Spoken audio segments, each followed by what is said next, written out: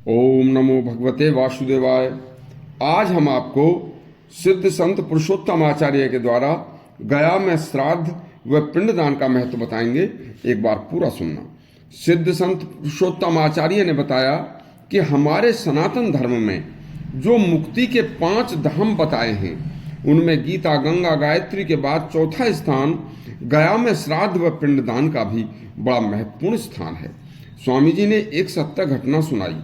एक अच्छे संपन्न परिवार के युवक की धर्म पत्नी का युवावस्था में ही एक संतान छोड़कर देहांत हो गया था।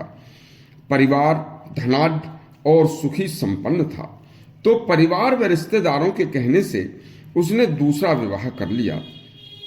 विवाह के कुछ दिन बाद ही उनकी दूसरी पत्नी के शरीर में पहली पत्नी जो मर चुकी थी उसका आदेश आना शुरू हो गया।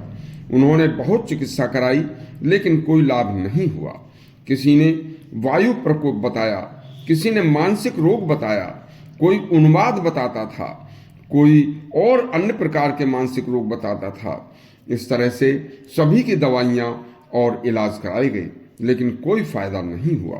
तब वे लोग स्वामी जी के पास उसे लेकर गए तो स्वामी जी ने कहा कि जब से इस तरह का दौरा पड़े तब लेकर आना। तो उन्होंने ऐसा ही किया। वह स्वामी जी को प्रणाम करके कुछ बड़बड़ाने लगी और स्वामी जी ने सामने बैठाकर उसे विष्णु सहस्त्र नाम का एक पाठ सुनाया। और पाठ सुनाने के बाद स्वामी जी ने युवक की पहली पत्नी का नाम लेकर कहा कि हे बेटी, क्या तुम वही हो न? लेकिन वह तो बेचारी पतिव्रता थी, धार्मिक स्वभाव की थी, भगवान की भक्त थी। उसकी तो ऐसी गति होने का कोई मतलब ही नहीं था। देखिए, फिर तुम्हारी ऐसी गति कैसे हुई? स्वामी जी से वह बोली, स्वामी जी, हाँ मैं वही हूँ। यहाँ सर्व सुख का मैं अपने जीवन काल में अनुभव कर रही थी। मेरा मन इस घर को, वह अपने पति को, वह अपने पुत्र को छोड़ने को नहीं करता था। लेकिन अचानक संसार से मेरा संबंध समाप्त हो गया, मेरा मृत्यु काल आ गया।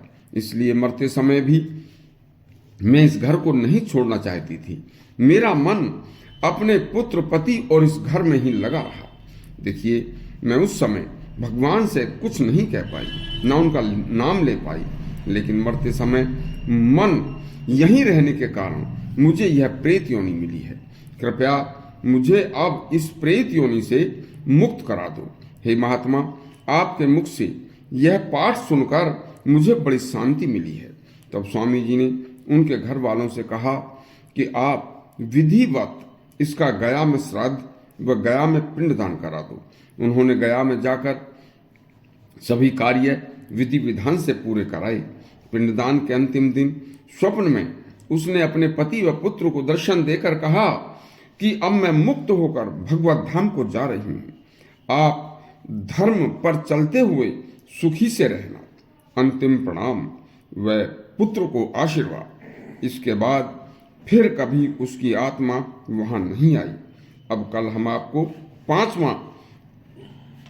पांचवा जो कार्य है वह गौ सेवा का सुनाएंगे। तब तक के लिए हमें आज्ञा दीजिए। धन्यवाद।